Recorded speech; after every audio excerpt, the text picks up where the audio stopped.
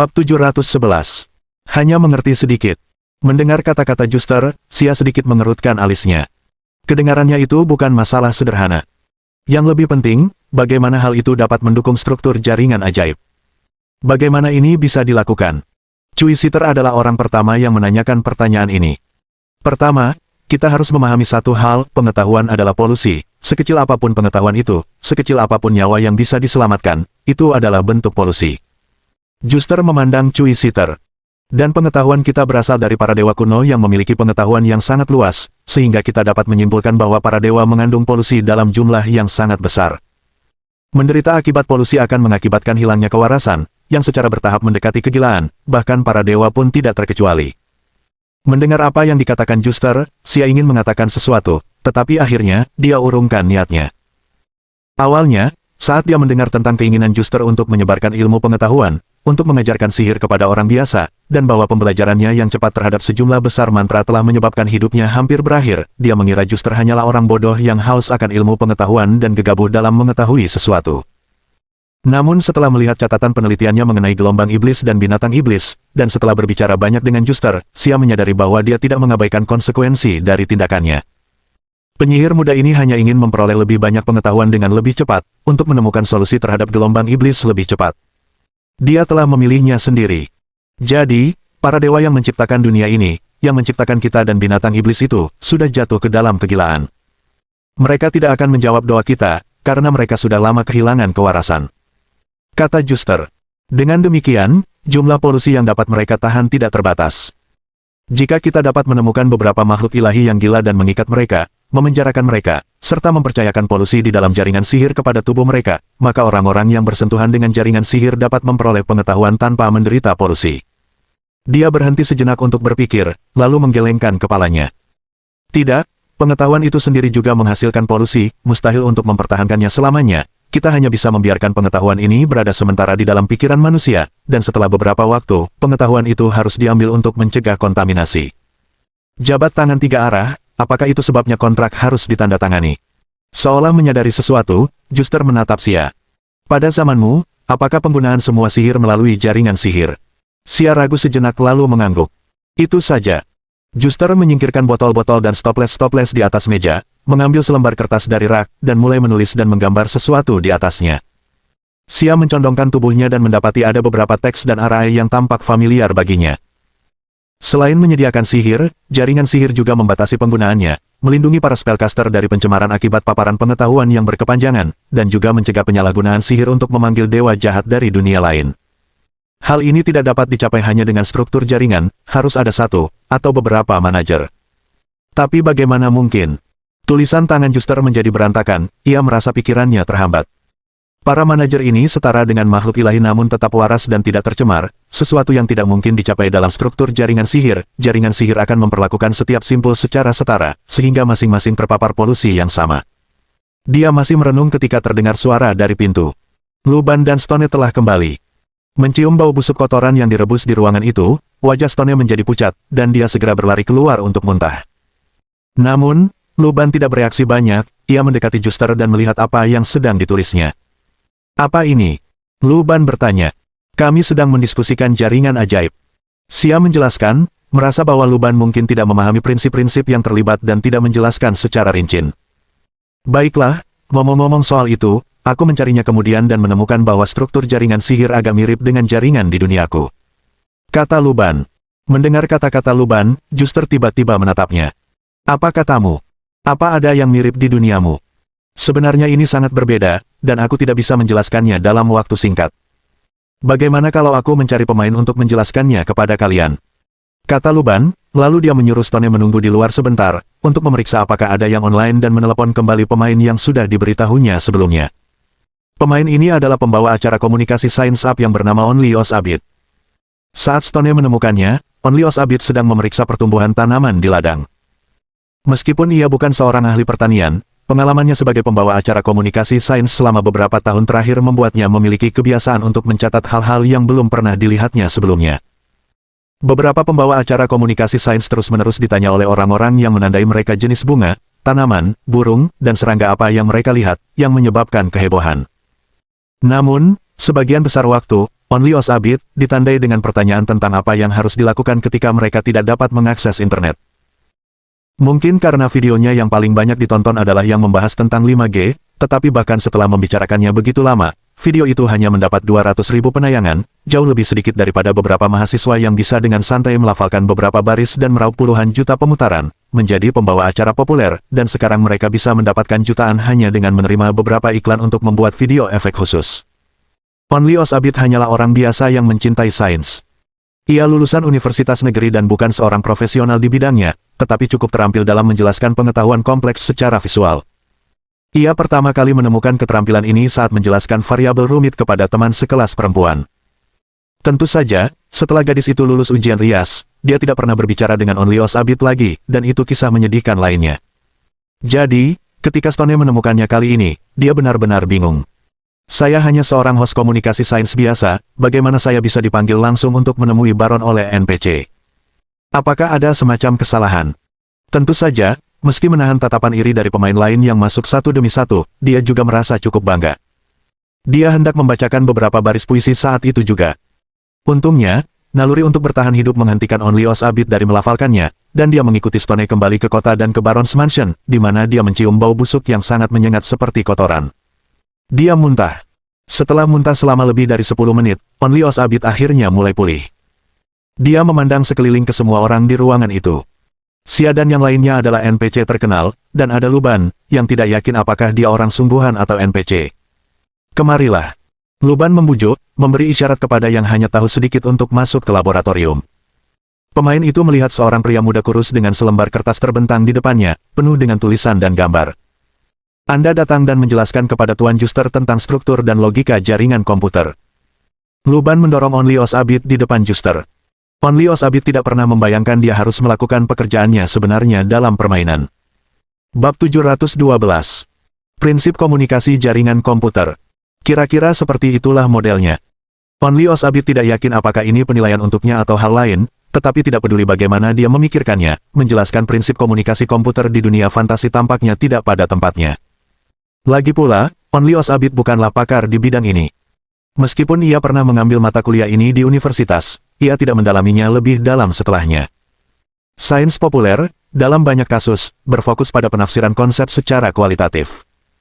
Lagi pula, jika Anda mulai melafalkan angka-angka detail dan perhitungan rumus dalam video, Anda pasti akan membuat sebagian besar penonton takut. Namun penyihir ini tampaknya tidak akan puas dengan ilmu pengetahuan populer yang hanya dangkal.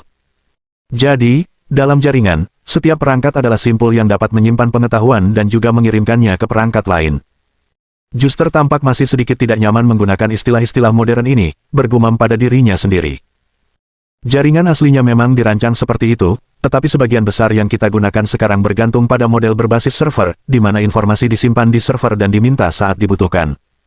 Hanya tahu sedikit yang dijelaskan. Jadi, sebenarnya memungkinkan untuk menyimpan semua pengetahuan secara daring, lalu menggunakannya saat dibutuhkan. Juster merasa seperti dia mulai memahami sesuatu. Tentu saja bisa, tapi butuh kecepatan jaringan yang sangat tinggi. Itu kecepatan komunikasi antara server dan perangkat. Kalau terlalu lambat dan kurang responsif, akan sangat sulit digunakan. Only Os Abid melirik Luban. Orang ini tidak mungkin menguji pemain berdasarkan pengetahuan semacam ini dalam permainan, bukan? Namun setelah dipikir-pikir lagi, permainan ini begitu nyata, jika seorang ahli bertahan hidup di dunia nyata atau seorang spesialis konstruksi datang, mereka mungkin dapat mempercepat pembangunan pemukiman. Jika Anda butuh informasi spesifik, saya bisa mencarinya saat saya punya waktu. Only Os Abid hanya dapat menanggapi seperti itu. Baiklah, kamu bisa mencarinya nanti kalau ada waktu. Luban membiarkan pihak lain pergi, tetapi sebelum pergi, dia merenung sejenak. Baron, kenapa tidak biarkan dia tinggal dan membantu Juster dengan penelitiannya? Tentu saja. Baron Gero, mendengarkan apa yang dikatakan pemain sebelumnya, jujur saja tidak mengerti sepatah kata pun, tetapi itu terdengar sangat mengesankan baginya. Para pemain ini tampak benar-benar sangat cakap, satu demi satu. Sebagai penguasa di sini, ia bahkan merasa sedikit terancam, karena orang-orang ini bisa dengan mudah menggantungnya jika mereka bergabung. Namun melihat Juster begitu bersemangat untuk pertama kalinya, Baron Gero berpikir itu semua sepadan. Hanya tahu sedikit, sekarang aku mengangkatmu sebagai penasihatku dan menganugerahkan kepadamu gelar Sarjana Ksatria. Ia menaruh tangannya di bahu pemain, melakukan upacara pengangkatan ksatria sederhana. Only Osabit tidak tahu banyak tentang etiket, tetapi dia merasa lebih tangguh. Ksatria Sarjana. Dia meninggalkan ruangan dan langsung keluar. Sambil melepas helmnya, YouTuber sains populer ini tidak mengatakan apa-apa dan hanya mengunggah sebuah pembaruan. Sungguh luar biasa, saya dibawa untuk menjawab beberapa pertanyaan, dan begitu saja, saya menjadi seorang Knight Bachelor. Permainan ini sungguh luar biasa. Setelah mengeposkan pembaruan, ia segera mencari informasi daring tentang jaringan komputer, bersiap memberi pelajaran tambahan kepada penyihir itu. Bersamaan dengan itu, ia juga memeriksa apa yang telah diunggah pemain lain saat offline, menunggu perangkat mereka terisi daya. Astaga, game ini seru banget, beberapa dari kita pergi menantang monster di hutan, dan kita terbunuh sepanjang sore, seru sih, tapi entah kenapa, aku jadi ingin main lagi. Saya melihat seseorang membantu orang bertani dan bahkan mendapatkan hadiah, apakah alur misi tersembunyi dalam game ini serumit itu? Biar ku beritahu, Soul Summoning Knight cuma saus lemah dibanding game ini. Oke, cahaya ini, air ini, tanah ini, mereka bahkan tidak selevel. Saya sudah farming di game sepanjang sore, dan saya masih ingin farming lagi. Bagaimana caranya? Jangan suruh saya kembali, saya masih ingin farming. Aku sedang meneliti data tentang negeri malam, dan ada sesuatu yang istimewa tentang titik waktu ini. Kurasa bahkan penyihir pun tidak akan ada, dan menara kelabu mungkin belum dibangun. Misi utama kita seharusnya melawan gelombang iblis, tapi tanpa sihir, bagaimana kita bisa melawan makhluk-makhluk itu? Jangan bilang kita benar-benar harus membantu membangun menara abu-abu. Sial, sekarang setelah kau menyebutkannya, aku jadi merasakan sensasi epiknya. Only Osabit mengamati komentar mereka, sebagian besar pemain masih mencari tahu cara memainkan permainan tersebut. Dalam sebagian besar permainan, Anda diberitahu apa yang harus dilakukan, dan dalam beberapa permainan yang lebih sederhana, Anda hanya dapat melakukan apa yang telah ditetapkan perencana untuk Anda. Di sisi lain, game dunia terbuka memberikan banyak kebebasan, sementara game kotak pasir menawarkan lebih banyak lagi. Dalam permainan seperti itu, beberapa pemain merasa tersesat dan tidak tahu harus berbuat apa. Mereka merasa bisa melakukan apa saja, tetapi di saat yang sama, mereka tidak ingin melakukan apapun. Memiliki kebebasan untuk melakukan apa yang Anda inginkan jauh lebih sulit daripada mengikuti topik tertentu. Masalah terbesar di sini sebenarnya adalah umpan balik. Dalam dunia yang terlalu terbuka, umpan balik dari tindakan pemain sangat minim, dan setelah bermain cukup lama, jika pemain merasa belum mencapai apapun, mereka akan kesulitan untuk melanjutkan. Atau, jika umpan baliknya terlalu monoton, hal itu juga dapat menyebabkan kelelahan. Namun, beberapa pemain beradaptasi dengan baik dengan gaya ini, dan menemukan hal-hal yang mereka sukai. Para pemain ini, bahkan dalam permainan biasa, suka menyelami dunia dan menemukan cara bermain yang unik, dan mereka menganggap permainan ini luar biasa. Inilah salah satu alasan munculnya perbedaan pendapat tentang game dunia terbuka.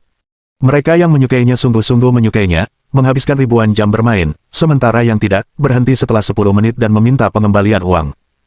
Namun jika Anda bertanya kepada Only Osabit, itu semua hanyalah alasan. Asal permainannya menyenangkan, bahkan buang air kecil untuk menumpuk pasir pun menghibur. Kalau suatu permainan membosankan, tidak peduli seberapa bagus grafiknya atau seberapa tinggi kebebasannya, permainan itu tidak akan menyenangkan. Setelah menyiapkan materinya, Only Osabit segera mengenakan helmnya dan kembali ke permainan. Dia muncul di halaman rumah Baron dan melihat ayam-ayam dipelihara di sana. Ia segera menjaga jarak, takut kalau ia menginjak seekor ayam, seluruh kota akan mengejarnya. Only Osabit masuk ke dalam rumah dan mendapati Juster masih serius mengerjakan jaringan komputer. Tepat saat ia hendak berbicara, ia melihat penyihir muda itu mengangkat kepalanya dan menatapnya. Kau datang tepat waktu. Aku punya ide tentang apa yang kau katakan sebelumnya. Bagaimana kalau kita memperlakukan setiap perangkat yang terhubung ke jaringan, misalnya penyihir, sebagai sebuah simpul? Setiap orang dapat menanggung sejumlah polusi sambil menimba ilmu. Dengan begitu, semakin banyak orang yang bergabung dengan jaringan sihir, semakin banyak pula polusi yang bisa kita bagikan. Bagaimana menurutmu? Juster bertanya dengan penuh semangat. Otak Only Osabit dengan cepat menelusuri dokumen-dokumen yang baru saja diperiksanya. Apakah sang penyihir berbicara tentang konsep komputasi awan terdistribusi? Sudah berapa lama waktu berlalu? Bab 713. Membakar gunung, menjalani hukuman panjang di penjara. Di sisi lain, setelah keluar untuk mendinginkan kepalanya, Terong tua masuk kembali dan tiba-tiba menyadari bahwa dia telah mengabaikan suatu masalah selama ini. Artinya, meskipun bunga-bunga itu menyerang manusia, mereka pada dasarnya tetaplah tanaman. Sekalipun mereka merupakan gabungan hewan dan tumbuhan, pada akhirnya mereka adalah suatu bentuk kehidupan. Selama mereka masih hidup, mereka seharusnya takut pada api. Ditambah lagi, itu adalah hutan hitam, secara teori, para pemain tidak perlu melindungi hutan, mereka tinggal membakarnya dan selesai. Si terong tua merasa idenya sangat masuk akal, dan dia mendiskusikannya dengan rekan satu timnya sebelumnya. Sial, bagaimana mungkin kita tidak memikirkan ini, otak kita sudah tidak berfungsi. Jadi pertanyaannya adalah, di mana kita menemukan api? Ide bagus, ayo kita pinjam api dari penduduk desa, dan bakar habis benda itu. Inilah daya tarik permainan dunia terbuka, ketika satu metode permainan tidak berhasil, pasti ada metode lain yang bisa membantu Anda menyelesaikannya. Bakar hutan, dan kau akan berakhir di penjara. Bakar saja. Hutan hitam ini sepertinya disebabkan oleh gelombang iblis. Membakarnya sedikit saja seharusnya tidak masalah. Dulu di kampung halaman saya, kami juga sering membakar jerami, abunya yang jatuh ke tanah bahkan bisa dijadikan pupuk. Dengan pemikiran itu, si terong tua segera mengetuk pintu sebuah rumah pertanian di kota yang lampunya masih menyala. Saat ini, negeri malam telah memasuki malam, dan bulan terang menggantung tinggi, yang tampak tidak berbeda dengan yang ada di bumi. Namun, para pemain yang telah menyaksikan Magic Tide tahu betul bahwa pada hari-hari tertentu, bulan ini akan berubah menjadi merah darah, dan bulan merah tua itu akan mendatangkan binatang iblis yang tak terhitung jumlahnya, menghancurkan seluruh dunia, di mana bahkan para penyihir hanya bisa mengorbankan diri mereka untuk melawannya, berjuang untuk bertahan hidup di tengah badai yang kacau itu. Untungnya, setidaknya untuk saat ini, bulan masih berwarna perak, jadi tidak perlu khawatir dengan datangnya gelombang setan. Petani itu tampak bingung, karena lilin jarang ditemukan di negeri malam. Sebatang lilin biasanya bisa bertahan untuk rumah pertanian biasa selama seminggu. Mereka kebanyakan menjalani gaya hidup bekerja dari matahari terbit hingga terbenam, dan sudah hampir waktunya bagi mereka untuk meniup lilin, tidur, dan membuat bayi. Bro, boleh pinjam api nggak? Di tangan terong tua ada beberapa ranting yang dipungutnya, yang masih agak basah karena daun yang membusuk dan mengeluarkan bau busuk. Petani itu ragu sejenak, menatap lilin, dan akhirnya membiarkan terong tua masuk ke dalam rumah untuk menyalakan lilinnya. Dengan cahaya lilin, terong tua hanya bisa melihat kondisi di dalam rumah. Atap rumah kayu itu terbuat dari jerami, yang akan menjadi sangat lembab saat hujan dan bahkan bisa bocor. Rumah itu tidak memiliki sekat ruangan, hanya ada tungku api di dekat pintu masuk, tempat tidur kayu di dalamnya, tanpa meja atau kursi, dan tanpa lemari. Lilin diletakkan di atas perapian, dan tempat itu begitu sederhana sehingga terong tua bertanya-tanya bagaimana mereka bisa hidup seperti ini. Dia tidak berbicara, situasi ini tidak bisa diubah dalam semalam. Untuk meningkatkan taraf hidup masyarakat, pengembangan kekuatan produktif diperlukan. Dan masalah dengan Sunset Town saat ini adalah kurangnya tenaga produktif. Selain itu, kota itu terganggu oleh serangan binatang iblis di hutan hitam. Jika mereka dapat mengalahkan binatang iblis dan membersihkan hutan hitam, mengolah lahan pertanian barulah, dengan peningkatan produktivitas, kondisi kehidupan di sini dapat diubah. Si terong tua meronta sejenak sebelum berhasil menyalakan ranting-ranting itu. Api menerangi ruangan, menerangi perempuan dan anak itu di tempat tidur. Cahaya api yang berkedip-kedip terpantul di mata mereka, lalu memudar saat Old Eggplant pergi. Terong tua tidak punya waktu untuk sentimen, karena api akan padam. Ia dan para pemain lainnya bergegas menggunakan ranting-ranting kayu untuk menyebarkan api dan mengambil beberapa daun kering. Tak lama kemudian, api unggun pun dinyalakan di tepi ladang. Para pemain bersorak-sorai, wajah mereka menunjukkan kegembiraan yang luar biasa. Tidak ada anak laki-laki yang dapat menolak tongkat lurus, apalagi tongkat yang ada apinya. Namun masih ada masalah, pembakaran kayu tersebut sangat tidak stabil, diperlukan sesuatu dengan intensitas seperti obor untuk menyalakan hutan. Saat itu bukan musim gugur yang kering dan mudah terbakar, hutan hitam sendiri cukup lembab, dan untuk mendapatkan hasil pembakaran yang memuaskan, mereka harus memikirkannya matang-matang. Nah, Old Eggplant merasa bahwa permainan yang terlalu realistis bukanlah hal yang sepenuhnya baik. Dalam permainan lain, sepotong kayu tua menjadi obor bertenaga nuklir yang dapat menyala selama ratusan jam tanpa padam. Namun di dalam kandang, bahkan obor harus dibuat sendiri. Jika kita berhasil mengalahkan monster-monster itu nanti, apakah rampasan perang juga harus kita kuliti? Obor biasa-biasanya terbuat dari batang kayu tebal yang dibungkus kain, kemudian direndam dalam bensin atau sejenisnya, dan setelah kering dapat terus menyala terus. Namun, di mana mereka bisa menemukan kain sekarang? Si terong tua menggaruk kepalanya dan segera mengalihkan pandangannya ke pemain lainnya. Apa yang kamu pikirkan untuk dilakukan? Membakar orang jelas tidak diperbolehkan. Orang yang sedang dilihatnya secara naluriah mundur 2 langkah. Tidak, pakaian di tubuh kita terbuat dari kain, dan ketika kita hidup kembali setelah mati, pakaian kita masih utuh, menunjukkan bahwa itu adalah perlengkapan awal kita. Terong tua merasa ia telah menemukan titik terang. Bagaimana kalau kita menanggalkan pakaian kita dan kemudian pergi bunuh diri? Apakah barang-barang ini akan ikut hilang bersama kita? Para pemain saling memandang dengan bingung. Seorang kapitalis sejati tidak akan berhenti pada apapun, bahkan pada diri mereka sendiri. Saya akan mencobanya dulu. Mewujudkan semangat memberi contoh, si terong tua segera menanggalkan pakaiannya dan berlari telanjang menuju hutan. Setelah beberapa saat, tidak ada perubahan pada pakaiannya, hanya si terong tua, yang mengenakan pakaian awalnya, bergegas kembali dan bertanya dengan penuh semangat. Bagaimana, apakah pakaiannya masih ada? Ketika para pemain melihat pakaian di tangan mereka dan terong tua berpakaian lagi, mereka semua menjadi kacau. Mereka menanggalkan pakaian mereka dan berlari telanjang melewati ladang, satu persatu mereka menyerbu ke dalam hutan, mencari berbagai cara untuk mengakhiri hidup mereka, lalu merangkak keluar dari lumpur, selembar pakaian berkembang biak menjadi 2, lalu 3, dan tak lama kemudian, ladang itu pun penuh dengan hasil panen pakaian. Meskipun kualitas pakaian ini tidak istimewa, namun tetap saja lebih bagus daripada pakaian penduduk desa pada umumnya. Belum lagi, ketika musim dingin benar-benar tiba, memiliki lapisan tambahan selalu bermanfaat.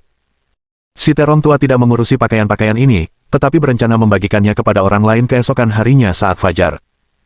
Ia mengambil beberapa potong pakaian, merobeknya menjadi potongan-potongan kecil, melilitkannya pada batang kayu, dan mengikatnya dengan simpul. Tanpa bensin, ia hanya bisa membakarnya begitu saja. Memimpin sekelompok pemain dengan obor di tangan, terong tua segera kembali ke tempat itu di samping semak-semak di mana ia tahu, bahkan dengan mata tertutup, dari sanalah tanaman merambat akan tumbuh menerjang. Namun kali ini, si terong tua tidak gegabah berjalan masuk ke dalamnya, sebaliknya, ia menerangi semak belukar yang menggeliat itu dengan cahaya api. Sambil berteriak, dia melemparkan obor itu ke semak-semak. Jika ini disebut permainan, maka pastilah hanya permainan, tetapi dalam realitas virtual, monster-monster ini memang telah membunuhnya berkali-kali. Pada saat ini, rasa benci pribadinya menjadi motivasinya untuk bertarung. Bersamaan dengan teriakan terong tua, obor-obor yang tak terhitung jumlahnya dilemparkan ke semak-semak. Meskipun hutan hitam lembab, di bawah teriknya obor-obor itu, area itu mulai terbakar. Tanaman merambat yang melilit itu berjuang dengan sia-sia, bunga-bunga yang dapat melahap daging manusia layu dalam kobaran api. Saat api menyebar, terong tua merasa seolah-olah jiwanya telah mengalami sublimasi, kegembiraan yang belum pernah ia alami sebelumnya melonjak dalam dirinya. Itu adalah kenikmatan balas dendam, kegembiraan karena manusia akhirnya menang atas alam, sensasi karena jiwanya terbebas. Dia menyunggingkan senyum yang agak garang, yang tampak lebih menyeramkan dalam cahaya api yang berkedip-kedip. Lalu, terong tua memperhatikan bahwa api tampaknya menyebar ke arah ini. Lari, lari cepat. Dia berbalik dan berlari cepat. Bab 714. Bakat bertani terukir dalam gen. Kebakaran itu berlangsung hingga pagi, dan sepanjang malam, kota Sunset diselimuti senja berwarna jingga kuning. Asap tebal dari kebakaran hutan membubung ke angkasa, menutupi cahaya bulan. Banyak penduduk desa keluar rumah, menyaksikan hutan hitam dilalap api. Cahaya api semakin pekat di mata mereka, dan tatapan mereka yang tadinya redup seakan memancarkan cahaya terang sesaat. Selama ribuan tahun, tidak ada seorang pun yang berhasil melakukan ini.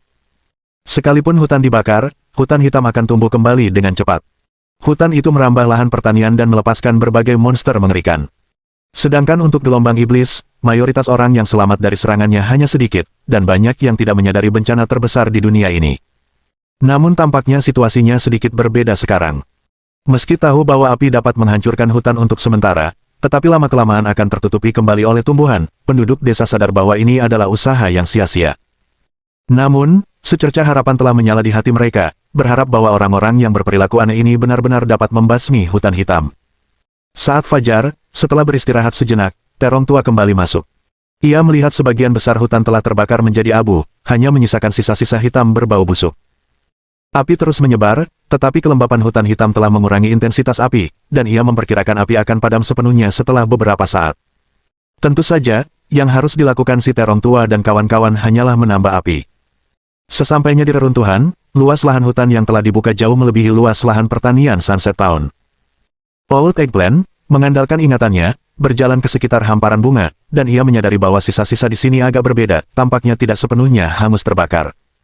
Dia juga menyadari adanya masalah. Itu adalah pedang panjang dan baju zirah yang ada di petak bunga telah meleleh karena suhu tinggi kebakaran hutan dan meresap ke dalam tanah, sekarang mustahil untuk ditemukan. Tidak terpikirkan yang ini. Terong tua merasa agak kecewa tetapi segera menenangkan dirinya. Kita bisa membersihkan tempat ini terlebih dahulu, membersihkan lahan, dan menanam beberapa tanaman yang cepat tumbuh, untuk mengatasi masalah pangan terlebih dahulu. Si terong tua hanya makan semangkuk mie instan sebelum tidur, dia belum makan apapun dalam permainan, jadi perut virtual dan nyatanya lapar.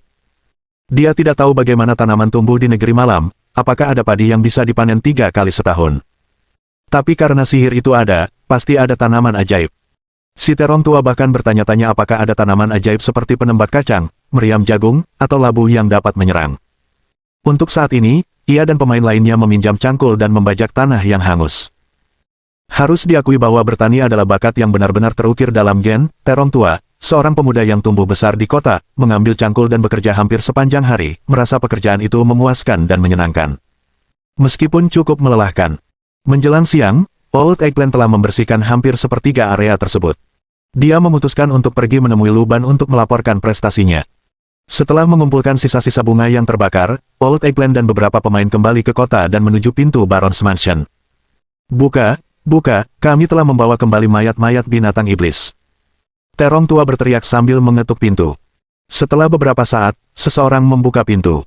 Si terong tua mengingatnya, dia adalah Stone, detektif dari ibu kota terbengkalai. Meskipun dia tidak tahu bagaimana Stone bisa tiba di negeri malam, karena dia sudah ada di sini, Old Eggplant tidak menyelidikinya lebih jauh, menganggapnya sebagai telur Paskah. Kami membersihkan hutan yang terbakar dan membawa kembali ini. Terong tua, sambil memegang tanaman merambat yang hangus, melemparkannya ke tanah. Stone mengamati tanaman merambat itu dan menyadari bahwa tanaman itu tidak mungkin tumbuh dari tanaman biasa. Setelah berpikir sejenak, dia memanggil Luban. Mereka ingin hadiah. Stone menyarankan untuk meminta Luban apapun yang mereka butuhkan. Ketika Luban melihat tanaman merambat itu, ia sungguh-sungguh merasa tanaman itu tidak banyak berguna untuk penelitian mereka.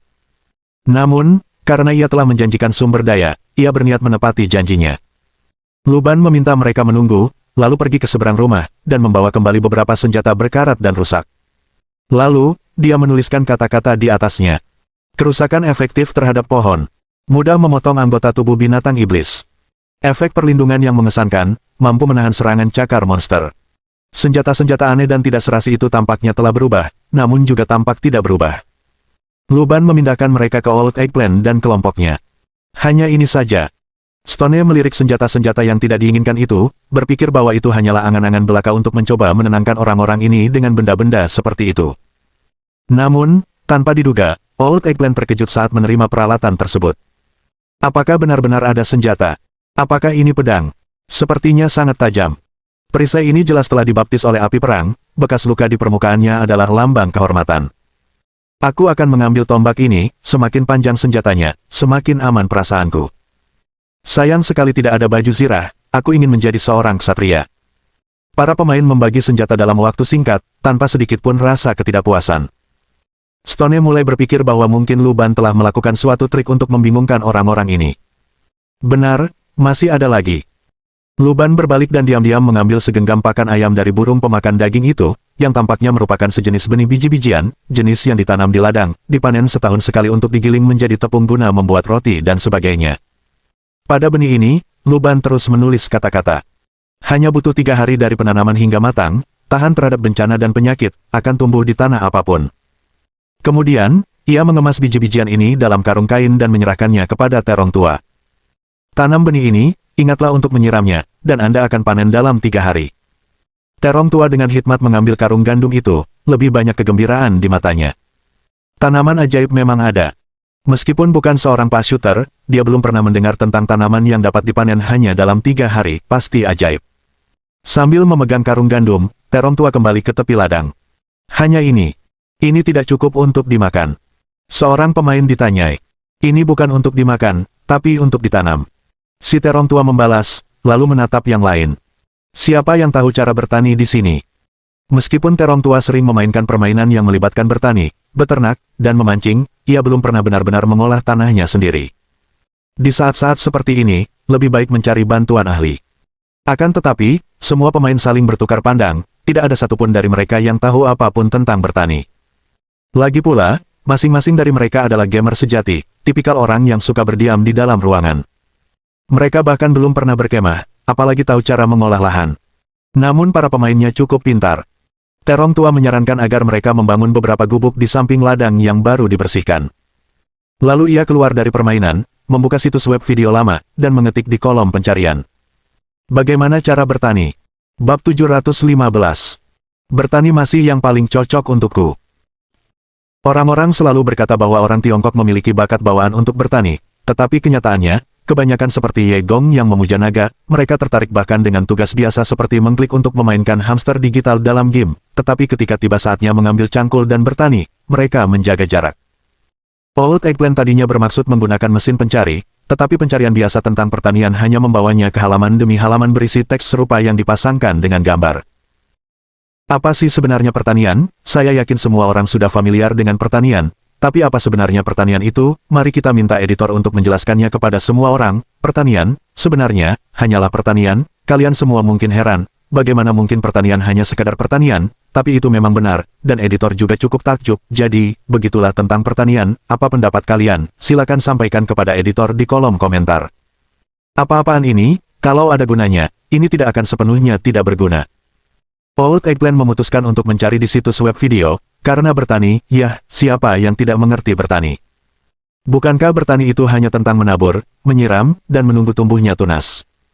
Itu seperti memasukkan gajah ke dalam lemari es, bukankah caranya hanya membuka pintu, memasukkan gajah, lalu menutup pintu, 3 langkah.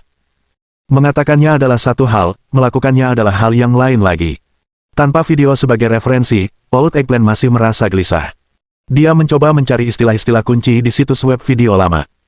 Sayangnya, situs tersebut masih terlalu muda, dan sebagian besar hasilnya berupa video hiburan animasi permainan seperti strategi bertani berhati bajak, cara bertani DMC, bertani paling cocok untuk saya.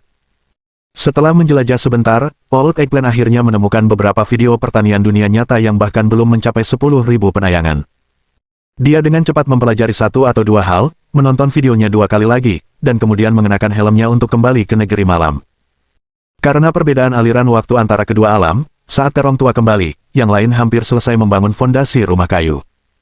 Seketika, si Terong Tua mengambil sekantung benih itu, dan selagi ia masih ingat cara menanamnya, ia segera mengubur benih itu di dalam tanah. Karena tidak mampu melakukannya sendiri, ia meminta bantuan orang lain. Mereka membutuhkan waktu lebih dari 2 jam untuk menyelesaikan menabur semua benih di dalam kantong. Terong Tua basah kuyup oleh keringat. Baterai helmnya, setelah dipakai pagi ini dan kerja kerasnya baru-baru ini, hampir habis, jadi ia memutuskan untuk mematikan komputer. Setelah melepaskan helmnya, si Terong Tua merenungkan tindakannya dalam permainan, merasa seolah-olah otot aslinya mulai sakit. Dia memesan makanan untuk dibawa pulang dan, sambil menunggu makanannya datang dan helmnya diisi ulang, dia menjelajahi web sebentar. Bintang pagi, uji beta tertutup mengejutkan pemain, Luban menciptakan dunia nyata. Dunia ini membutuhkan lebih banyak pionir. Komentar penguji beta tertutup tentang game baru Luban. Rumah sejati bagi penggemar game pertanian di seluruh dunia, Cage. Lulus dari penyiar virtual terkenal, nyatakan niat mengejar mimpi di negeri malam. Pengunggah game Zone ternama kritik tajam game baru Luban, klaim ulasan buruk tak terkait dengan tak diundang. Segala macam berita, nyata dan palsu, membanjiri internet, memberi Old Eggplant kesempatan untuk melihat apa yang telah dilakukan pemain lainnya. Lalu, si Terong Tua menyadari, permainan ini sungguh sesuatu yang istimewa.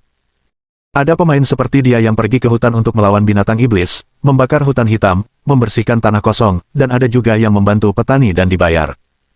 Bahkan ada pemain yang, berdasarkan pengetahuan mereka, direkrut langsung oleh Baron ke rumah Baron dan mencapai status ksatria. Beberapa pemain, yang semangat petualangan dan penjelajahannya tak pernah padam, melangkah maju menembus hutan.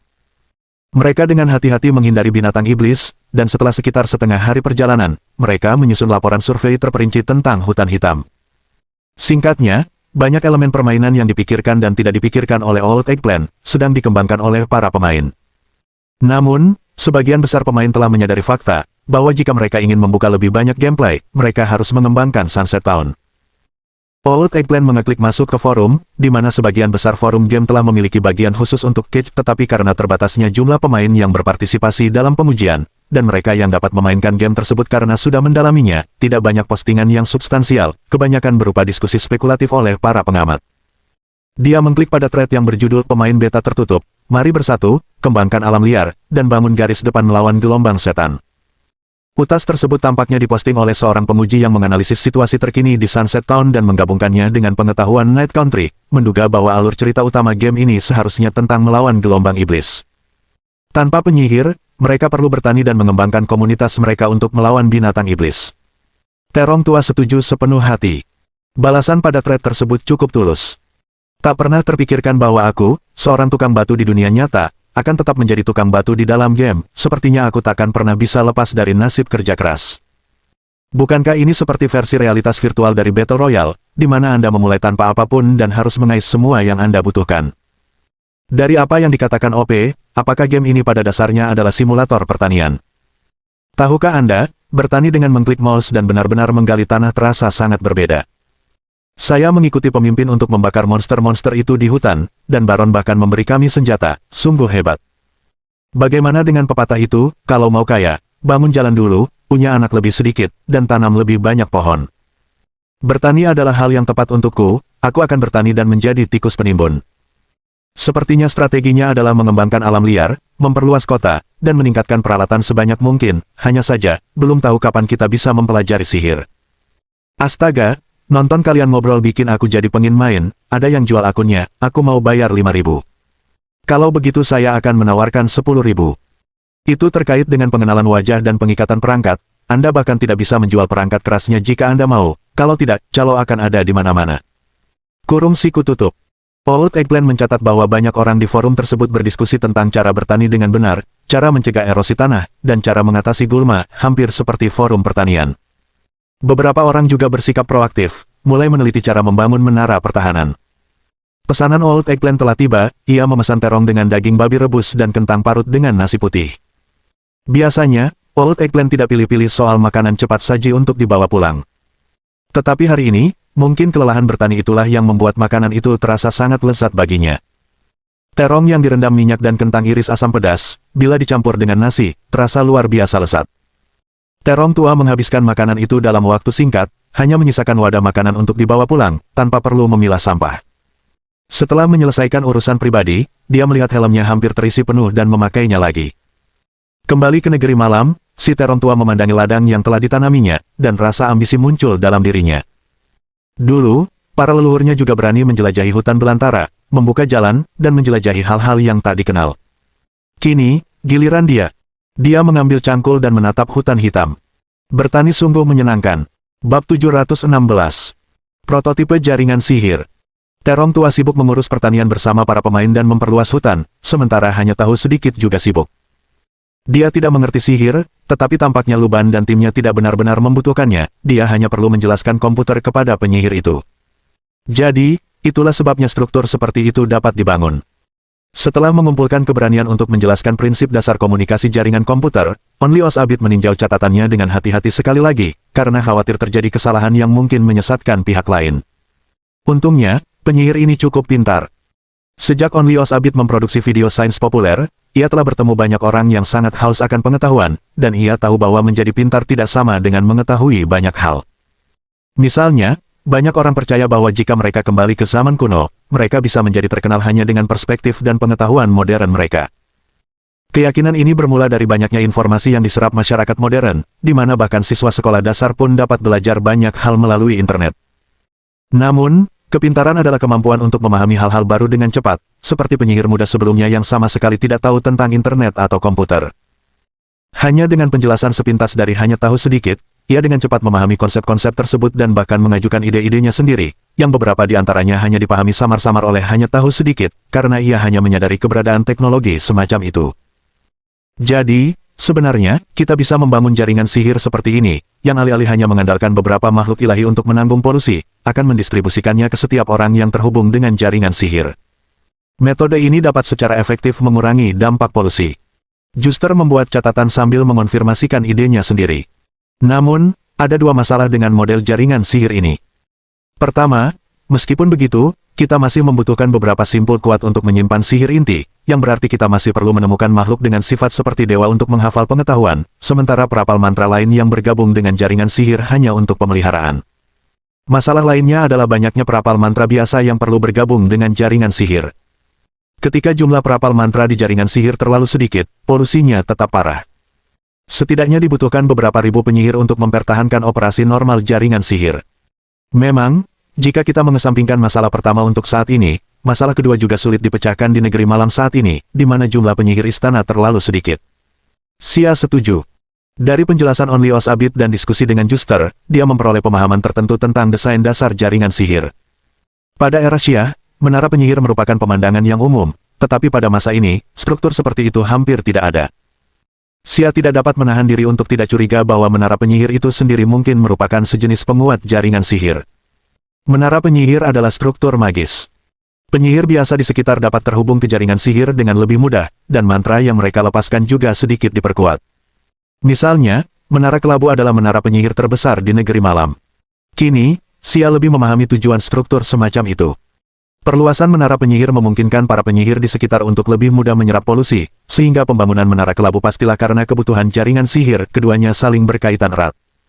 Xia menyimpulkan bahwa setiap menara penyihir merupakan simpul tingkat tinggi yang menyimpan pengetahuan dan polusi, manifestasi fisik dari jaringan sihir.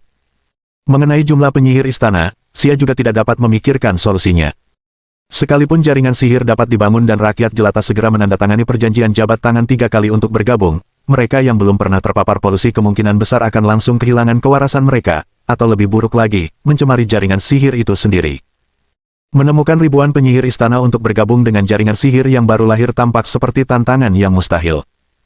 Meskipun demikian, semua kesulitan ini tidak ada apa-apanya dibandingkan dengan menemukan beberapa makhluk ilahi yang mampu menanggung polusi dan memenjarakannya untuk patuh berfungsi sebagai wadahnya.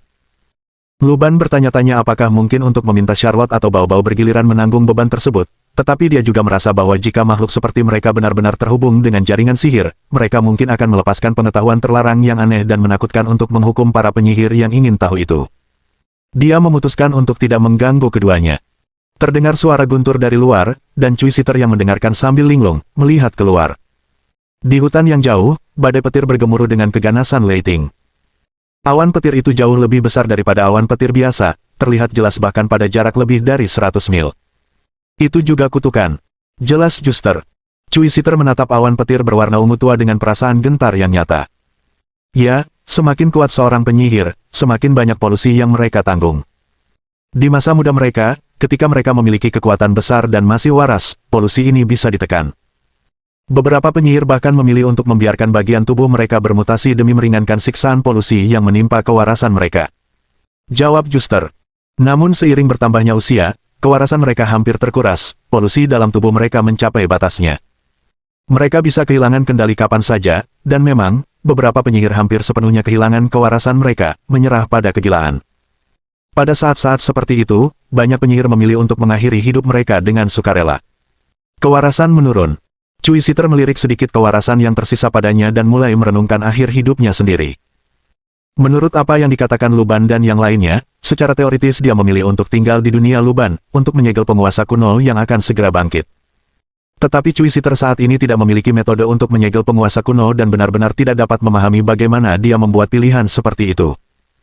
Namun kewarasan Cui Siter sendiri memang menurun, paling banyak dalam 2 misi berikutnya, ia takut ia mungkin benar-benar terjerumus ke dalam kegilaan sejati. Jika saat itu tiba, Cui Siter merasa ia mungkin akan memilih, seperti yang dikatakan Luban dan yang lainnya, untuk mengorbankan dirinya dan meninggalkan sesuatu untuk dunia ini. Seperti yang dilakukan para penyihir itu. Ya, para penyihir ini akan menyelam jauh ke dalam hutan hitam, berusaha menghindari pengaruh pada umat manusia. Lalu, dengan segenap kekuatan yang tersisa, mereka akan menciptakan sihir yang unik bagi mereka sendiri, mantra pamungkas. Inilah kutukan yang ditinggalkan seorang penyihir. Jelas Juster. Ambil contoh Agni sang pembakar api. Dia adalah salah satu penyihir terhebat sepanjang sejarah, seorang diri mengalahkan 2 raja pasang surut iblis. Sebelum kematiannya, dia memilih untuk masuk jauh ke dalam hutan utara, berubah menjadi tornado api yang dahsyat. Di utara kerajaan, saat malam tiba dan seseorang memandang ke utara, mereka dapat melihat hamparan merah tua itu. Atau seperti ini, yang seharusnya merupakan kutukan yang ditinggalkan oleh Thunder Celap Solaral. Kutukan ini terus berputar di atas hutan hitam, bergerak sambil menimbulkan malapetaka yang menghancurkan bagi para binatang iblis di dalamnya. Sambil berbicara, ia menatap kilat ungu tua di kejauhan. Kilatan kilat itu menerangi wajahnya, fokus dan serius. Bab 717. Panen gandum yang melimpah. Gelombang kedua kualifikasi rekrutmen uji beta membuat semua orang tegang. Meskipun baru 3 hari sejak pengujian beta tertutup pertama dimulai, dengan promosi dari berbagai penguji beta, Cage telah menjadi patokan untuk era baru permainan. Kualitas suatu permainan tidak selalu dapat tercermin dari iklan dari produsen atau evaluasi dari media. Namun, promosi dari mulut ke mulut dari para pemain tidak dapat disangkal. Permainan yang mendapat tinjauan beragam dan permainan yang dihujani pujian tampak berbeda dalam daya tariknya bagi pemain. Belum lagi, Luban tidak pernah mengecewakan siapapun sebelumnya. Kualitas Night of Summoning Spirits yang luar biasa sendiri merupakan sesuatu yang patut dinantikan. Jika ada, Night of Summoning Spirits meninggalkan kesan abadi kepada orang-orang, yaitu menakjubkan dan, lebih dari itu, perasaan bahwa urusan belum selesai. Itu seperti memberi semua orang kue yang lezat dan harum, indahnya tak terlukiskan, tetapi masalahnya kue itu bisa dimakan dalam sekali suap, tidak bisa memuaskan rasa lapar. Dan Kitsch berdasarkan apa yang disebutkan oleh penguji beta saat ini, bukan sekedar kue tapi pesta besar berisi hidangan laut dan daging, pesta kekaisaran Manchu Han yang lengkap yang bisa membuat seseorang melahapnya dan mungkin tidak akan menghabiskan setengahnya. Itu bukan sekedar permainan, tetapi sebuah dunia. Dalam 3 hari pengujian beta tertutup, area Night Country yang dieksplorasi para pemain hanyalah kota kecil dengan beberapa ratus penduduk dan area hutan di sekitarnya, bahkan tidak lebih besar dari kampus universitas yang cukup besar. Di dunia ini, pemain dapat melakukan apapun yang mereka inginkan. Ada yang bekerja di ladang, bekerja keras setiap hari, menunggu panen. Yang lain mengangkat senjata, berburu di hutan, mulai dari tahap, setiap monster di hutan ini telah membunuhku, hingga kemudian menghadapi makhluk berkaki 4 hanya dengan kulit telanjang dan pedang patah. Ada pula yang memanfaatkan keahliannya untuk menata lahan pertanian atau membantu istana baron dalam menata kembali dan menyiapkan beberapa peralatan bangunan produksi. Terong tua kini dalam keadaan penuh harap menantikan panen. Padahal, tanaman yang ditanamnya sudah 2 kali matang, dan kini siklus ketiga pun akan segera mencapai kematangan juga. Hasil panen Night Country benar-benar membuka mata Old Eggplant. Tanaman yang menyerupai gandum ini tumbuh dalam semalam setelah ditanam, dan keesokan paginya telah berubah menjadi bibit muda yang subur. Pada hari kedua, telinga hijau yang terlihat telah tumbuh dari sela-sela cabang. Pada hari ketiga, saat terong tua masih mencari cara memanen, tanaman telah matang. Malam itu, mereka menikmati roti yang terbuat dari bahan-bahan ini. Rasa rotinya tidak begitu enak, tetapi tidak juga terlalu buruk. Pada era ini, banyak roti tidak hanya dibuat dari tepung terigu berkualitas rendah, tetapi juga dicampur dengan bahan yang tidak dapat dimakan seperti serbuk gergaji, sehingga rasanya seperti mengunyah lilin. Bagi Old Eggplant, roti ini tidak benar-benar memberikan manfaat gizi apapun bagi tubuhnya, tetapi dapat mengurangi rasa lapar dalam permainan sampai taraf tertentu. Dan bagi mereka yang hidup di pegunungan dan sungai, roti ini benar-benar merupakan anugerah. Penduduk desa dengan cepat selesai membagi dan memakan makanan, dan pada saat yang sama, para pemain memperoleh lebih banyak benih dari luban dan melanjutkan menanam. Kurang dari 9 hari sejak negeri malam berlalu, dan kota itu telah mengumpulkan persediaan makanan yang cukup banyak. Jika keadaan terus seperti ini, paling lama dalam sebulan, kota matahari terbenam akan mampu menyimpan cukup makanan untuk musim dingin. Terong tua merasakan nikmatnya panen yang melimpah. Ia mulai memahami mengapa generasi kakek neneknya sangat menikmati bertani, bahkan ketika anak-anak mereka berkecukupan dan mereka dapat menikmati masa tua mereka, mereka masih suka menggarap lahan. Saat seseorang melihat panen yang melimpah dan lumbungnya penuh dengan makanan, perasaan bahagianya tidak ada bandingannya dengan apapun. Belum lagi semua ini ditanam dengan tangan mereka sendiri. Tentu saja, Old Eggplant juga menemui beberapa masalah. Misalnya, memiliki terlalu banyak biji-bijian sementara sebagian besar penduduk desa Sunset Town terbiasa mengonsumsi sebanyak yang mereka hasilkan, satu-satunya tempat untuk menyimpan kelebihannya adalah di bawah tempat tidur atau di perut mereka, karena tidak ada lumbung yang layak di kota itu. Contoh lain adalah rumah-rumah penduduk desa terbuat dari kayu, dan satu-satunya bangunan yang terbuat dari lumpur adalah rumah baron kuno, yang dibangun entah berapa tahun yang lalu. Teknik sipil kota pada dasarnya berada pada tingkat pengerjaan manual murni, dengan semangat dedikasi yang kuat tetapi tidak sepenuhnya sesuai dengan persyaratan struktural bangunan modern. Jika mereka ingin membangun rumah, mereka mungkin harus mulai dengan membuat peralatan. Untungnya, masih ada beberapa senjata rusak yang tersisa di kota itu, dan dengan ide-ide cerdik para pemain, mereka akhirnya berhasil membawa beberapa kayu dan untuk sementara mendirikan tempat untuk menyimpan biji-bijian. Sambil berdiri di ladang, tersenyum konyol ke arah bulir gandum kemasan, si terong tua tiba-tiba merasakan langit berubah sedikit lebih gelap. Dia memandang ke kejauhan dan menyadari bahwa badai ungu tua yang sebelumnya menyelimuti hutan hitam telah lenyap. Sebagai gantinya, ada awan tebal dan suram. Awan-awan itu menyebar dari ujung cakrawala seperti abu vulkanik tebal dari letusan gunung berapi, menutupi cakrawala. Di antara awan-awan itu, kilat merah menyala, seakan siap menelan seluruh dunia. Apakah ini gelombang iblis? Terong tua tiba-tiba teringat akan adegan yang pernah dilihatnya di Magic Tide, badai besar yang berdiri sendiri membawa serta angin dingin yang menusuk, disertai oleh serigala musim dingin berwarna abu-abu putih yang tak terhitung jumlahnya yang menyerbu, menghancurkan semua yang ada di jalan mereka. Meskipun telah mengalami pemandangan tanpa harapan seperti itu di film-film, dan telah melihat gerombolan monster yang menyerang ke depan dalam berbagai permainan dan film, kenyataan berdiri di hadapan kekuatan yang begitu agung membuat si terong tua merasakan getaran naluriah. Angin kencang bertiup, menyebabkan bulir-bulir gandum bergoyang. Para pemain memandang dengan rasa ingin tahu ke arah itu, sementara penduduk desa, untuk pertama kalinya, menunjukkan ekspresi selain mati rasa atau kegembiraan menyantap roti mereka yang biasa-biasa saja. Itu adalah ketakutan. Apakah ini gelombang iblis? Cui Siter memandang keluar jendela, perubahan cuaca yang tiba-tiba tentu saja bukan alasan untuk merayakan di wilayah asing ini.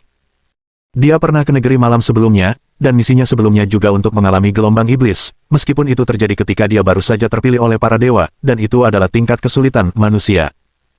Saat itu, Cui Siter dan beberapa penjaga hutan dan penyihir mempertahankan benteng di dekat kota manusia dan tidak berada di garis depan pertempuran melawan binatang iblis seperti Luban. Meski begitu, Cui Siter telah menyaksikan kengerian binatang iblis itu. Umat manusia berjuang bahkan melawan segelintir monster yang lolos dari jaring, pedang dipatahkan, perisai ditembus, dan hanya bulan darah yang mewarnai bumi dengan warna merah. Tidak, menurut pengamatan ketua penyihir kerajaan, gelombang iblis berikutnya seharusnya setidaknya setengah tahun lagi, dan bulan darah belum muncul. Ini mungkin hanya polusi cuaca yang disebabkan oleh migrasi sekelompok binatang iblis. Juster mengangkat kepalanya dari dokumen-dokumen itu. Ia menatap sejenak dan merenung sejenak. Tapi kita sebaiknya bersiap, karena binatang iblis itu sendiri kurang waras dan cukup kacau. Sangat mungkin mereka akan menyeberangi hutan dan menyerang di sini. Bab 718. Keberanian terakhir. Bersiaplah untuk pertempuran. Brown berteriak, tangannya gemetar, nyaris tak mampu memegang pedangnya. Bahkan, suaranya mulai bergetar, hanya mengandalkan baju zirahnya. Brown belum pernah berhadapan dengan binatang iblis sungguhan, bahkan hewan liar biasa sekalipun. Tidak, untuk mundur 10.000 langkah, ia bahkan belum pernah benar-benar bertarung hidup dan mati dengan manusia lain. Dalam kebanyakan kasus, Brown adalah orang yang memimpin sekelompok orang untuk menindas orang lain. Dia tahu ini bukanlah gelombang iblis, dan binatang iblis itu belum tentu akan melewati kota matahari terbenam, tetapi rasa takut yang muncul dari naluri masih membuat Brown menggertakkan giginya, takut kalau-kalau dengan satu hembusan napas, lututnya akan tertekuk, mengendur bersama punggungnya, dalam penurunan yang tidak dapat diperbaiki. Pada saat itu, Brown melihat para pemain itu mengambil senjata satu persatu dan datang ke tepi ladang yang telah mereka garap, mencoba mengepung kota. Mereka tidak memiliki baju zirah, masih mengenakan pakaian biasa, tetapi orang-orang ini tidak merasa takut. Bahkan, Brown melihat di mata mereka, kegembiraan dan antisipasi. Melawan binatang iblis. Makhluk-makhluk itu lebih ganas daripada binatang buas, binatang iblis yang sangat kejam. Apakah mereka tidak takut mati? Tampaknya mereka benar-benar tidak takut mati. Brown tiba-tiba menyadari bahwa makhluk-makhluk yang dipanggil ini, para pemain, memang tidak takut mati, karena bahkan jika tubuh mereka mati, mereka akan segera merangkak keluar dari lumpur dan terlahir kembali. Ia bahkan merasa sedikit iri pada orang-orang ini. Namun Brown tidak ingin menjadi salah satu dari mereka. Karena, meskipun para pemain ini tampak pintar, mereka sebenarnya bertindak cukup bodoh. Siapa lagi yang mau membantu orang lain bertani, mereklamasi lahan, dan membangun rumah tanpa pamrih tanpa mencari imbalan? Dan kelompok pemain ini terlalu penasaran, dengan inisiatif yang begitu kuat, tanpa rasa khawatir, tak masalah jika mereka mati dan kembali. Dan mereka bisa merasa cukup puas hanya dengan hadiah kecil. Brown tidak mengerti. Tetapi dengan adanya pemain-pemain ini di depan, tampaknya cukup menyenangkan, bukan?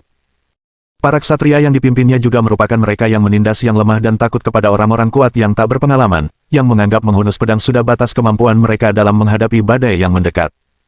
Jika binatang iblis lari keluar dari hutan, kelompok ini mungkin akan menjadi yang pertama berpencar dan melarikan diri, membuang helm dan baju zirah mereka. Pada saat ini, si terong tua memegang pedang pemberian Luban di tangannya, berdiri di lapangan. Dia belum pernah benar-benar bertempur dalam perang, bahkan belum pernah bermain CS sungguhan. Si terong tua memikirkannya dan merasa mereka tidak bisa hanya berdiri di sini dengan kaku. Setidaknya mereka butuh perlindungan. Jadi si terong tua memilih untuk jongkok dan bersembunyi di balik punggung ladang. Awan badai bergemuruh mengancam, mengguncang seluruh hutan, udara menjadi dingin, terong tua bahkan mengira dia bisa melihat napasnya. Di depan, di tengah hutan lebat, tampak ada sesuatu yang lewat dengan cepat. Si terong tua tanpa sadar mengencangkan cengkeramannya pada pedang. Perasaan ini, bagaikan seorang hobbit yang bersembunyi di balik pohon, khawatir hantu cincin akan menemukannya, jantungnya berdebar tak henti-hentinya, takut kalau-kalau hantu itu tiba-tiba berhenti dan menemukannya. Untungnya, meskipun suara-suara itu keras dan kacau, mereka dengan cepat melewati hutan, tampaknya tanpa memperhatikan sunset town. Tepat saat si terong tua mendengarkan suara-suara binatang buas yang mengamuk di hutan berangsur-angsur menghilang, sambil mengira binatang iblis telah pergi, tiba-tiba, seluruh hutan berubah menjadi sunyi senyap. Terong tua segera menahan napasnya tanpa sadar, mencoba menyembunyikan dirinya. Namun tidak sesederhana itu. Terong tua mendengar suara gemerisik, seperti ribuan cacing bergerak di permukaan halus, ribuan kaki mereka saling terkait saat melakukannya. Dia merasakan hawa dingin di tulang punggungnya. Si terong tua, yang juga orang selatan, pernah melihat kecoa besar di selatan dan berbagai serangga aneh di pepohonan di masa kecilnya. Namun, ia terlalu melebih-lebihkan kemampuannya untuk melihat pemandangan seperti itu. Dari balik semak-semak, sebuah bayangan menyebar. Terong tua melihat bahwa bayangan-bayangan yang muncul itu bukanlah suatu fenomena supranatural yang menyeramkan, melainkan serangga. Serangga seukuran bola sepak dengan banyak kaki sedang menyerbu ke arahnya. Kebanyakan serangga ini memiliki 6 hingga 10 kaki, tubuh kecil, dan kepala yang semuanya mata. Beberapa bengkak dan gemuk seperti cacing, sementara yang lain bersayap dan tubuh ramping, dengan mulut seperti nyamuk, menyerupai jarum baja tipis. Kulit kepala si terong tua terasa geli, jantungnya berdebar kencang, darah mengalir deras ke kepalanya membuat gendang telinganya berdengung, seolah-olah seseorang sedang memukul dengan keras. Ini bukan sekedar serangga, mereka adalah mimpi buruk terdalam dari neraka. Saat serangga-serangga itu menyerang, terdengarlah raungan. Para pemain di garis depan berusaha meredakan ketakutan batin mereka dengan berteriak. Mereka menghunus pedang, tombak, dan palu, melawan serangga-serangga itu dengan tubuh fana mereka. Namun, sesaat kemudian, air pasang meninggi. Tubuh para pemain yang begitu rapuh itu ditelan oleh gerombolan itu dalam sekejap mata. Pada saat itu, terong tua tiba-tiba merasakan gelombang relaksasi. Rasanya seperti mati rasa yang muncul setelah setengah jam gugup karena pidato di kelas, yang ironisnya kemudian membawa kelegaan. Dia memegang pedang di tangannya dan menebas serangga-serangga itu. Yang mengejutkannya, pedang yang tampaknya usang itu dengan mudahnya mengiris kepala serangga, merobek mata yang tak terhitung jumlahnya berwarna merah, kuning, dan hijau, serta cairannya menyembur keluar. Si terong tua merasa seakan-akan dirasuki oleh roh setiap tokoh protagonis game hebat pada saat itu. Namun, sesaat kemudian, sebuah mulut seperti jarum baja menembus dadanya. Sebelum ia sempat merasakan sakitnya bermain game, terong tua terkapar, tercabik-cabik, dan dibunuh oleh beberapa serangga. Garis pertahanan pertama yang dibentuk para pemain dengan cepat habis. Serangga-serangga itu melintasi ladang-ladang yang subur, berkerumun menuju Sunset Town. Penduduk desa menyaksikan pengorbanan para pemain. Mereka ketakutan, panik, dan hanya bisa mengangkat cangkul dan arit mereka dalam upaya yang nyaris putus asa untuk melindungi diri. Kini, Brown telah jatuh ke dalam ketakutan yang melampaui kematian. Ia tak lagi gemetar karena kakinya telah sepenuhnya kaku, terpaku hingga ia tak bisa bergerak. Menyaksikan kawanan belalang mendekat, cahaya harapan hampir padam di mata semua orang. Mata Brown hampir keluar dari kepalanya karena kekuatan yang ia gunakan untuk melotot ke arah serangga yang datang ke arahnya. Di belakangnya, penduduk desa sudah bubar ketakutan, ratapan dan tangisan mereka bergema di mana-mana. Brown tidak pernah membayangkan mati saat melindungi orang-orang biasa ini dalam situasi seperti itu. Tiba-tiba, Brown merasa jauh lebih ringan. Ia mengangkat pedang di tangannya dan menyerbu ke arah kawanan itu. Mungkin saat menghadapi kematian yang sudah dekat, seseorang dapat merasakan cahaya ini. Dia berpikir. Kemudian, Brown melihat serangga di depannya tiba-tiba meledak seperti balon. Bab 719. Matahari itu ganas. Serangga-serangga itu tercabik-cabik oleh suatu kekuatan tak terlihat, cairan mereka yang hitam, putih, kuning, dan hijau berserakan di mana-mana, menyatu menjadi tirai hujan yang turun secara kacau dan memercik ke seluruh tubuh Brown. Sebelum ia sempat berbalik untuk memeriksa, ia melihat kawanan serangga itu meletus dalam ledakan-ledakan saat muncul dari hutan. Kecerdasan mereka yang masih terbatas tak mampu memahami apa yang sedang terjadi, dan dalam sekejap, tanaman di ladang, tempat tangkai gandum kemasan bergoyang, basah kuyup oleh cairan serangga, berubah menjadi hitam pekat. Serangan gerombolan itu pun terhenti. Brown buru-buru berbalik dan melihat Sia, mengenakan baju zirah tebal dan jubah, mengangkat tangan kanannya. Dengan jentikan jarinya, serangga-serangga di punggungnya hancur berkeping-keping seolah-olah oleh tangan raksasa. Badai tiba-tiba surut, dan sinar matahari menembus awan untuk menerangi bumi. Serangga-serangga yang tersisa, seolah takut pada Sia atau mungkin sinar matahari, menggali ke dalam hutan dan tetap diam. Itu hampir tidak bisa disebut pertempuran, hanya sekadar ketertarikan sepihak. Pada saat itu, terong tua, yang baru saja keluar dari lumpur, menabrak serangga itu. Sial, mereka sekarang menjaga mayat. Ia mengutuk, dan tanpa senjata di tangan, terong tua hanya bisa bersiap melawan serangga itu dengan tangan kosong.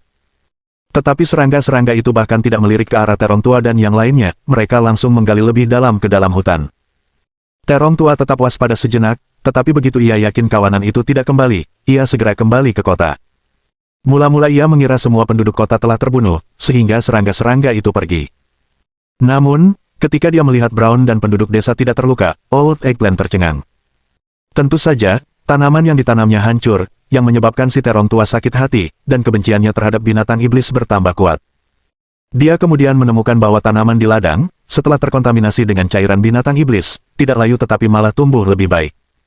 Hanya saja, batang gandum yang gemuk itu, menggeliat pelan seperti telur serangga, sungguh memuakkan dan sangat mengganggu.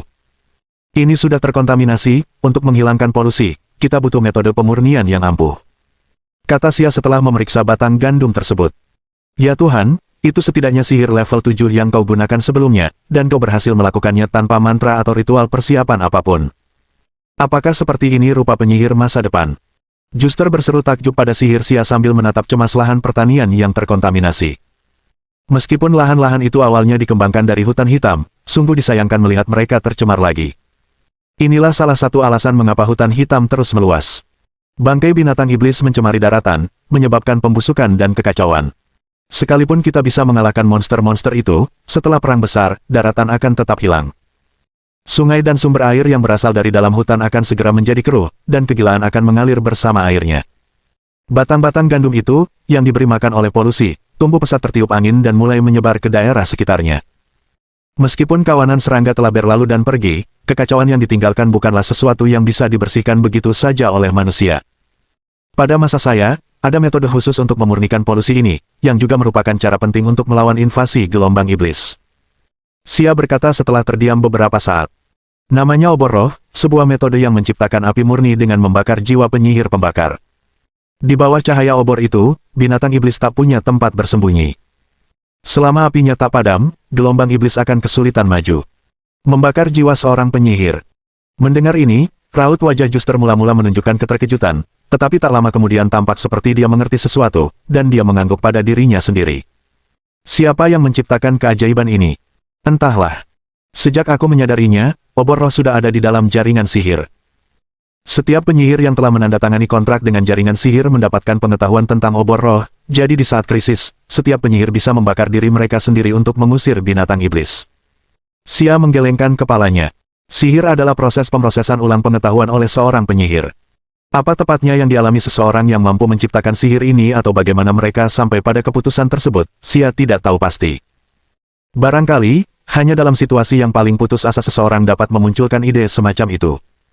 Itulah sebabnya, pada masa Xia, para penyihir tidak menyandang status luhur dan tak tergoyahkan seperti bangsawan dan bangsawan masa kini, melainkan benar-benar berasal dari rakyat, untuk rakyat.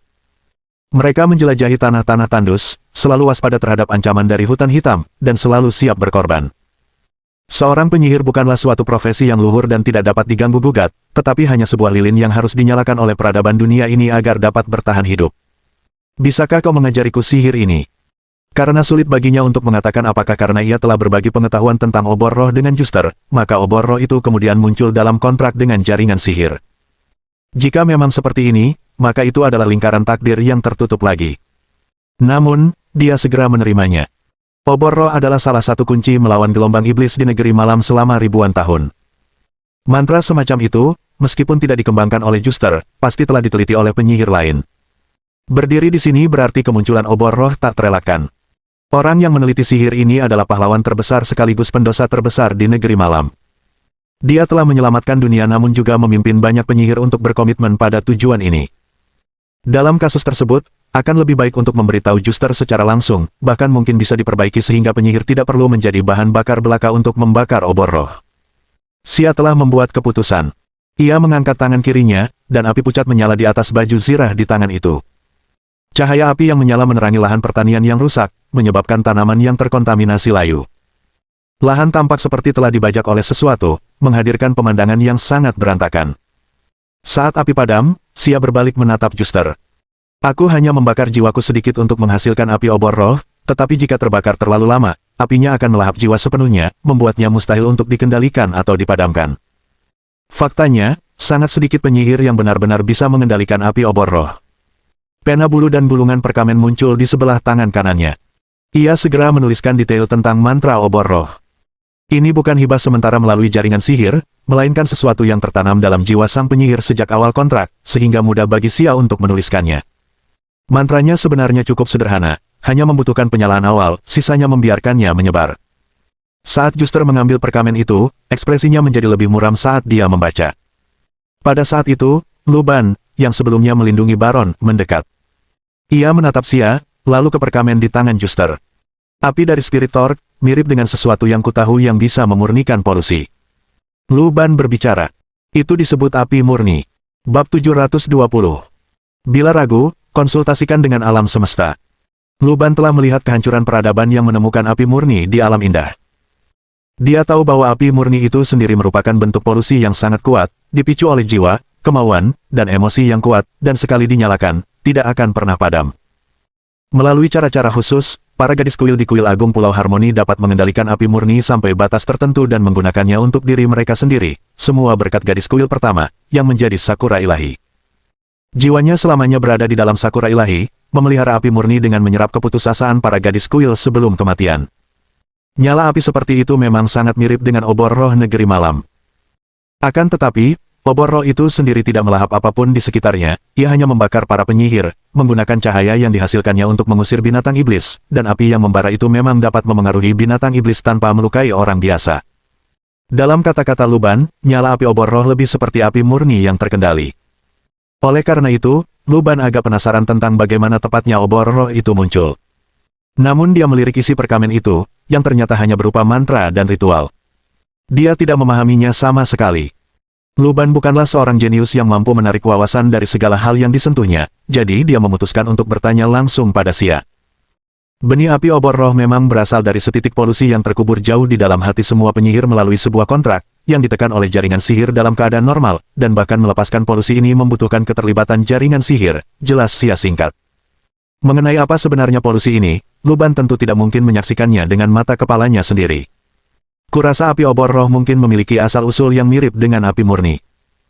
Dalam evolusi mereka, yang satu memilih untuk melemahkan kekuatannya agar dapat dikendalikan, sementara yang lain memperkuat sifat pencemarnya. Lu Ban samar-samar memahami beberapa informasi tentang pencemaran wilayah asing. Obor roh dan api murni, keduanya mewujud sebagai api yang membakar jiwa, di bawah latar belakang domain asing, membuat sangat tidak mungkin bahwa kebetulan seperti itu sekadar kebetulan belaka. Sebelum api murni, ada api abu, yang di dunia itu adalah api yang membakar bangkai raksasa dan membasmi roh jahat. Tulang-tulang raksasa adalah sesuatu yang tidak bisa dibakar habis oleh api murni dan api abu. Api obor roh juga dibutuhkan untuk membakar para penyihir. Lu Ban meyakini ini sebagai percikan pengetahuan kuno yang tersebar di wilayah asing, yang menyalakan api peradaban. Pada saat ini, Juster tiba-tiba berbicara. Saya pikir struktur Spirit Torch mungkin benar-benar menjadi bagian dari jaringan sihir, katanya. Mendengar kata-katanya, Xia bingung. Itu sudah menjadi bagian dari kontrak jaringan sihir. Bukan, maksudku, salah satu kesulitan yang kami hadapi saat membangun jaringan sihir adalah kami tidak bisa menemukan makhluk ilahi untuk bertindak sebagai simpul utama, kan? Jika kami menerapkan obor roh pada dewa-dewa ini dan membakar tubuh mereka dengan api obor roh, akan sulit bagi mereka untuk melepaskan diri dari jaringan sihir. Mereka akan terikat di sini dalam pertarungan abadi melawan polusi. Juster menggelengkan kepalanya sambil menjelaskan. Inti dari Spirit Torch bukanlah api pemurnian, melainkan polusi yang lebih kuat, yang kebetulan bekerja paling baik melawan makhluk yang lebih kacau. Artinya, api ini adalah senjata mematikan melawan makhluk ilahi, yang merupakan campuran polusi. Setelah mendengar penjelasan Juster, Lu Ban juga merasakan momen kejelasan. Pertama, polusi di domain asing selalu dalam keadaan meluas, dan polusi yang lebih kuat dapat mengalahkan polusi yang lebih lemah. Cahaya dari obor roh saja dapat mengusir binatang iblis karena polusi yang ada di dalamnya lebih kuat dari makhluk tersebut. Meskipun gelombang iblis sangat kuat selama berabad-abad, ia tidak dapat kebal terhadap obor roh. Dapat disimpulkan bahwa makhluk ilahi negeri malam tidak dapat sepenuhnya menghapus polusi obor roh, jadi tingkat polusi obor roh mungkin setara dengan makhluk ilahi ini. Untuk memenjarakan makhluk ilahi dan menjadikan mereka sumber polusi abadi memerlukan upaya memastikan bahwa, setelah terhubung ke jaringan sihir, mereka tidak membalikkan aliran polusi. Kalau begitu jawabannya sederhana. Gunakan api obor roh untuk membakar makhluk ilahi ini, buat mereka berjuang terus-menerus melawan api obor roh. Dengan cara ini, mereka dapat digunakan sebagai tempat sampah. Jika menengok ke masa depan, keberadaan Spirit Torch tidak berasal dari mantra jaringan sihir, tetapi merupakan fondasi yang membangun jaringan sihir. Atau mungkin, Juster telah memikirkan lebih banyak kemungkinan. Seperti yang dipelajarinya dari para pemain, sistem jaringan komputer jelas memerlukan kemampuan untuk menahan risiko. Node jaringan sendiri merupakan tindakan pencegahan ketika satu atau beberapa perangkat mengalami kegagalan, yang memastikan keseluruhan jaringan tetap dapat berfungsi. Dengan menerapkan hal ini ke jaringan sihir, jika satu atau beberapa node menghadapi masalah pencemaran yang serius, bagaimana penyebaran pencemaran lebih lanjut melalui node tersebut ke jaringan sihir dapat dicegah, yang dapat mencemari node normal lainnya? Jawabannya adalah Spirit Torch. Saat jaringan sihir mendeteksi erosi polusi yang kuat pada seorang penyihir, ia akan segera menyalakan benih obor roh dalam tubuh penyihir tersebut. Dengan cara yang sama, jika ada makhluk ilahi yang dipenjara mencoba melawan, para penyihir lain yang terhubung dengannya juga akan memproyeksikan pencemaran obor roh ke makhluk ilahi tersebut melalui kontrak jaringan sihir. Obor roh merupakan fondasi yang memungkinkan jaringan sihir beroperasi secara normal dan rantai yang melindunginya dari ketidakstabilan. Dari perspektif ini, Spirit Torch kemungkinan besar merupakan penemuan Juster. Xia merasa takjub dengan takdir dan mulai bertanya-tanya apa yang akan dilakukan Juster untuk memahami obor roh jika ia tidak datang. Dari mana sumber pengetahuan tentang obor roh? Namun, yang lebih penting dari pertimbangan ini, Xia memikirkan lebih banyak kemungkinan. Di era saya, api obor roh menyala terus-menerus di atas menara abu-abu. Saya tidak tahu api siapa yang sebenarnya dilahapnya.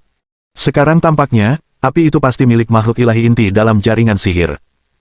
Artinya, untuk menyelesaikan misi ini, Xia dan yang lainnya mungkin masih perlu menemukan sosok ilahi dari negeri malam, entah sedang tidur atau gila, dan mengikat mereka di atas menara abu-abu. Dan nama dari pencarian ini adalah Cage, mungkin artinya mirip. Namun kini, Dewa Pencipta Gelombang Iblis telah lenyap tanpa jejak, dan Dewa Pemberi Sihir bagi manusia pun tak ditemukan. Kemana mereka harus mulai mencari? Jika memang begitu, aku punya ide.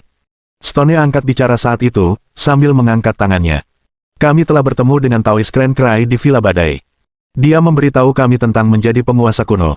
Jika kami tidak dapat melacak makhluk ilahi, mungkin kami bisa menggunakan metode serupa untuk menciptakan dewa.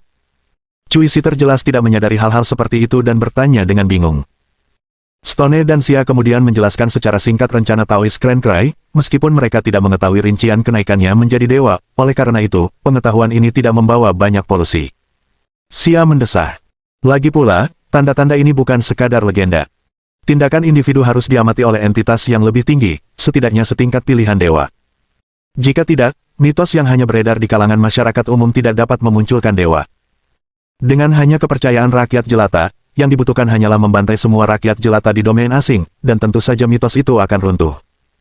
Untuk benar-benar menjadi penguasa kuno, seseorang harus meninggalkan jejak yang sama di berbagai wilayah asing, dan setidaknya diamati secara akurat oleh lebih dari satu penguasa kuno sebagai jangkar. Selama proses ini, seseorang juga harus mencari tahu cara menghadapi polusi yang tak lagi dapat ditahan oleh tubuh. Menjadi dewa lebih mudah diucapkan daripada dilakukan. Saat mereka mengkhawatirkan hal ini, Luban merasa ada sesuatu yang tidak beres. Itu karena salah satu misinya sebelumnya adalah meninggalkan jejak di wilayah asing. Jadi, Xia dan yang lainnya tidak memiliki persyaratan serupa. Namun, jejak yang ditinggalkan Luban hanya ada di dunianya sendiri. Jika dunia itu hancur, Luban pada akhirnya hanya akan menjadi mimpi yang singkat, hanyut terbawa arus. Tentu saja, Luban setidaknya sudah mengenal satu atau dua avatar penguasa kuno. Mengenai seberapa dalam tandanya, ia tidak terlalu yakin. Mungkinkah, dalam pencarian ke negeri malam, makhluk ilahi, yang dimaksudkan untuk dibakar sebagai sumbu adalah diriku sendiri? Luban mempertimbangkan kemungkinan ini tetapi memutuskan untuk berbagi spekulasinya dengan yang lain. Mustahil. Kalau begitu, misimu takkan mungkin terpenuhi. Negeri sunyi takkan mengeluarkan misi seperti itu. Xia adalah orang pertama yang keberatan. Lagi pula, kau tidak punya cukup pengetahuan sihir. Kalau kau jadi pusat jaringan sihir, kemungkinan besar kita semua hanya akan berakhir memainkan Suona. Cui Sitter bahkan bercanda. Stone melirik Cui Sitter tetapi tidak melanjutkan. Jika nyawa seseorang bisa ditukar dengan kelangsungan hidup seluruh peradaban, maka itu adalah kesepakatan yang terlalu bagus untuk menjadi kenyataan. Luban tidak terlalu tergerak. Sebagai orang terpilih oleh para dewa dari Tanah Sunyi, suatu hari ia mungkin menghadapi situasi seperti itu. Ia menatap langit. Awan telah menghilang, dan langit biru kembali cerah. Luban tahu bahwa di bawah kubah ini masih tergantung bulan darah merah tua yang memenjarakan seorang penguasa kuno. Setiap kali planet berotasi dan bintang-bintang kembali ke posisinya, ia akan menghadap negeri malam, menyebabkan gelombang iblis. Tunggu sebentar. Luban memikirkan sesuatu dan menunjuk ke atas. Berbicara tentang dewa yang dipenjara, bukankah itu ada di depan mata kita? Setidaknya pada tahun-tahun berikutnya di negeri malam ketika Luban menghadapi gelombang iblis, bulan darah telah menyegel makhluk yang luar biasa. Kapan tepatnya entitas itu ditempatkan di sana, tidak seorang pun tahu. Sekarang, jaringan sihir membutuhkan dewa terikat untuk berfungsi sebagai saklar, dan ada satu di bulan. Jadi pertanyaannya berubah sesederhana dan sejelas bagaimana cara memasukkan gajah ke dalam lemari es, bukan? Yang perlu mereka lakukan adalah menemukan cara untuk menjatuhkan makhluk dari bulan atau entah bagaimana membuat mereka berselancar di jaringan sihir, dan itu akan memecahkan masalah terbesar dengan struktur jaringan sihir. Jadi, apakah jawaban untuk segalanya adalah bertani untuk mencapai kosmos? Luban memandang ke ladang-ladang yang terabaikan. Mohon dukungan dari omom ante-ante sekalian, buat subscribe atau sharekan novel Mimin ke Facebook kalian, agar channel Mimin bisa terus berkembang. Dengan begitu, Mimin bisa lebih semangat untuk up novel seru lain ke depannya. Buat teman-teman yang sudah subscribe dan sharekan novel Mimin, Mimin ucapkan terima kasih sebanyak-banyaknya. Sekiranya teman-teman menghadapi masalah video diputar dalam bahasa Inggris, coba tukar kepada bahasa Indonesia original melalui cara ini. Semasa mendengarkan, pencet tombol setting di atas kanan video, pilih audio track dan tukar bahasa.